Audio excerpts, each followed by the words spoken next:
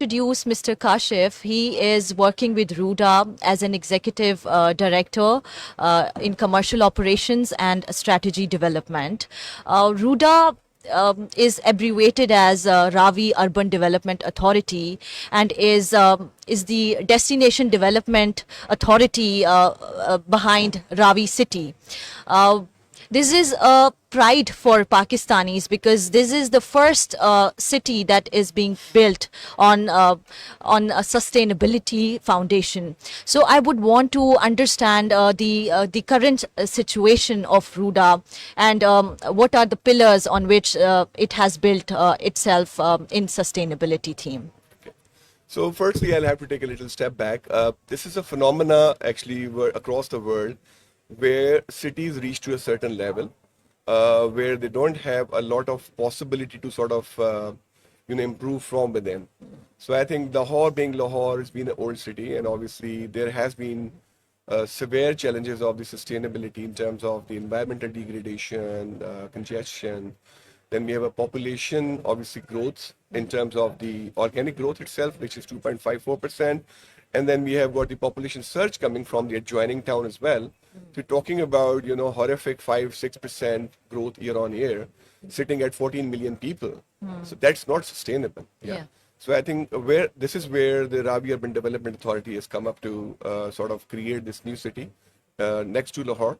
And we have obviously gone out to the government to declare it as another district already, and which has been approved as well. So it's going to be a complete new district with the complete foundation itself as a proper district government and all that. And what we are doing towards the sustainability is primarily the environmental projects as well.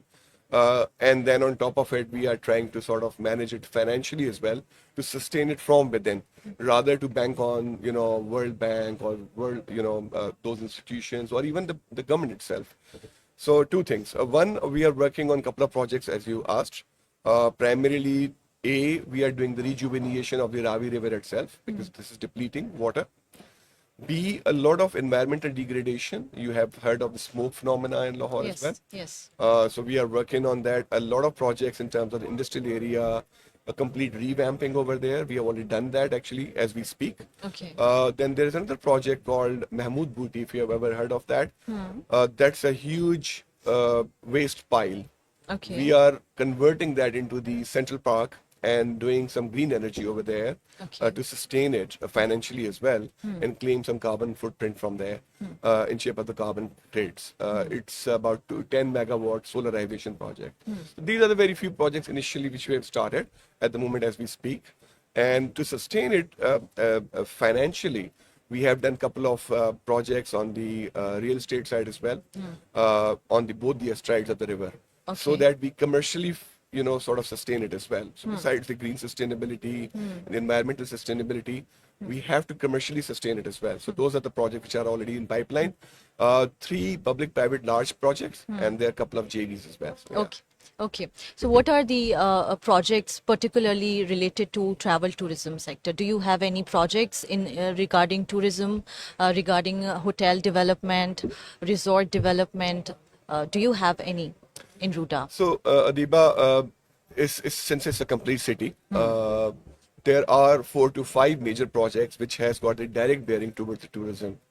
Lahore, we have a lot of cultural heritage, you must have seen, but Yes. that's not, in the area of Ruda, it's not preserved very well. So what we are doing with the Lahore walled city is that we have 4 large monuments right next to the river Ravi. Okay. And we have, already signed up a contract with the Lahore walled city to A, preserve them, B, to create some sort of, travel destination over there for the international tourists and the local tourists to come in there and obviously enjoy themselves and, have the festivity over there as well. Yeah. So we are working with the UK company and a local company as well to invest in there in terms of the tourism as well. Other is the hospitality side. We have approximately 8 to 9 different precincts. In UK we have got these boroughs. So in Ravi Urban Development Authority we have precincts. Every precinct has got the place deputed for the leisure Okay. area as well. Okay. So thereby we can have those leisure facilities over there, Okay. and hospitality facilities. Okay. Thirdly, we have an entertainment project. Initially we were working with the local partners here, but due to some government turbulence, we had sort of parked it for a while. Okay. Now at the moment I can assure you that I'm working with the UK company, a Japanese company, and a local company, Pakistani company, where we are bringing an entertainment city ranging from 200 to 250 acres over there, which is a large portfolio of the theme park and other allied facilities over there. Last, education though do not really contribute directly towards the tourism, but we have already signed up 2 contracts with the UK universities, which will then bring eventually UK sort of facilities here, and another sort of a pair of eyes and ears for viewing Pakistan from that particular lens as well. So I think that's another thing we are doing as well. So at what stage the development of Ruda is currently? Is it 100% complete? Or what is the level of development stage? Okay, so it's in phases. Okay. Okay, and you would imagine it is approximately 500 square kilometers. It's a Okay. very large development, and it's going to house almost 5 million people. Okay. So the time span is very large, 15 years actually. Okay. We are in the 4th year at the moment. Okay. And we had done 3 large public-private partnership projects, which are developmental projects, the residential and the commercial projects. And then we had approximately 5 different environmental-based projects as well, which we have already started. Okay. They are up and running. Few of them already been completed, so they are there.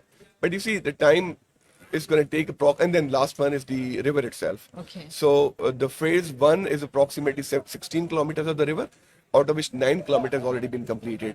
So that's the quite fascinating thing. Without any funds from the government or any bank, Yes. we have already done that as well. Yes. So these are the few projects which already either started or midway or completed. But it's going to take X amount of time to obviously get there. 15 years, something which we are looking at the moment. We are in the 5th year at the moment. Right. Projects like these bring a lot of job creation potential. So currently, if I may ask so, what is the short-term job creation scenario and the long-term job creation opportunity outlook of Ruda for this country and the people surrounding those areas? I think I will break it down into the short term, mid term, and long term. I think Okay. the short term is something the authority itself is having almost 500 people who are working this particular authority which I'm representing. Okay. So that's the short term right in the outset. Once the authority was created, it started with 200, 100 odd people, and now we have reached to 500 people. That's employability of local sort of people as well as the people from other provinces as well. Midterm, we have this organization growing, but then what we have started doing it is obviously these projects which is already up and running. We have the contractors and subcontractors who are obviously working along with us, and then we are working on few villages over there in that area to bring about that social transformation. Yeah. And that trickle down effect of the benefits which Ruda or the government is getting to put it back onto the people as well. So whatever villages we are upgrading, we are Yes. putting those people in that very area to actually work in there. So that again another facet of that. And last but not the least, the 3 large projects which we started, we are expecting to at least house almost like 2 million people to work over there. So that's the kind of employability possibilities which we have. Indirect is the industries which are directly related with this particular project, like the cement industry, the other allied industries, 49 in number. So they are also being benefited sooner once we have the more production possibilities. Once the construction is there, so obviously those industries will be getting benefited as well. Okay.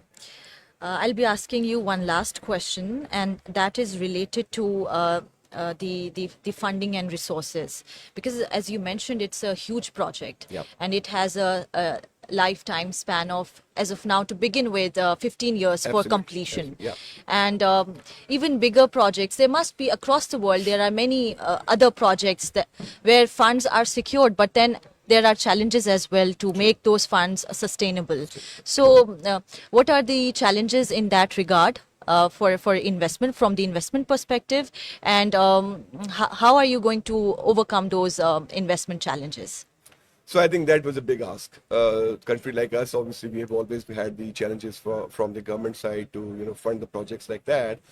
So what we had decided the outset was to not to take any funding from abroad Okay. and outside or even from within the government. Okay. So we had obviously raised some funds initially to sort of buy the land, initiated some projects, and we have been sustaining the operational expenses approximately over 100 million month on month for the operational expense itself. Now it's actually grown to 200 million. Okay. Then we had already made approximately significant amount of 20 billion contribution toward the capex investments as well. And so far we have not borrowed any money from any banks or something. But we ahead of it, we have a large sort of ask in shape of the river development and wastewater treatment plants and whatnot. Over there, I think primarily we are going majorly on the public-private partnership, Okay. getting the funds from out of the country and all that, Okay. and Okay. funding in there. I think most important part is that to sustain it, we had banked on the local investors. We had ensured the first 2.5 years not to go outside the country, and we tried to gain the confidence from within. So whatever projects we signed off, one of them was $1.1 billion, one of them was $6 billion. We had the investors from within. And once those investors have shown the confidence onto the Ruda, now we have gone out to sort of gain the confidence because we had the requisite confidence from within. We have gone out to get the the funding from the outside as well, which we have now very successful in. Yes. Again, I'll say I'll wrap it up, but I think Pakistani expatriates is a huge market and they are your potential investors. So what would you want to give a message to those segment, our Pakistani brothers and sisters living outside of Pakistan and wanting to come back and invest in projects? So how are you going to tell them that they should come and invest in a project like Ruda, which is also a national pride for us, because this is the first project in Pakistan that is being built on the core foundation of sustainability, because now you see across the world, whether it's governments, whether it's any business entity, sustainability is at core and they want to integrate it in their businesses. Absolutely. And Alhamdulillah, Ravi city is writing its playbook right from the sustainability model. So it's something that you are not doing in the half midway. You are building it from scratch, to make it further a sustainable city. So the message for those people, for our Pakistani expatriates. So Adiba, I think the message is very loud and clear. What we are offering, not as a buzzword, ease to business, because the people who are working in the Ravi urban development is a mix of the government people, the private sector, the corporate sector, and the other stakeholder which are working in. So we claim to have that one window operation, not like I said, a buzzword, and the ease of the doing business. You can come in and see for yourself that what sort of ease we are offering to. Number two is the transparency. I think being a government entity and being that that mix of the culture coming from the corporate background as well, we are making sure that it's a very transparent. Nobody is actually being sort of grabbed to those stupid things or the ill practices. Yes. We have. Yes. We are making sure that that's not happens. And I have already reached out to a couple of countries to meet our expatriates, brother and sister. They have been really overwhelming, and they have actually initiated a lot of interest in first of our two projects, which shows their sort of confidence in us. So I think continue to do that, and we will definitely, not let you down there. Thank you very much. Thank you so much. It was lovely having you and having this insightful talk and learning about the development of Ruda initiatives and how it is taking up its vision to make Pakistan's first sustainable city. Thank you so much Thank you, for the Adiba. work that I you're really doing. respect that. Thank you very much. Thank you.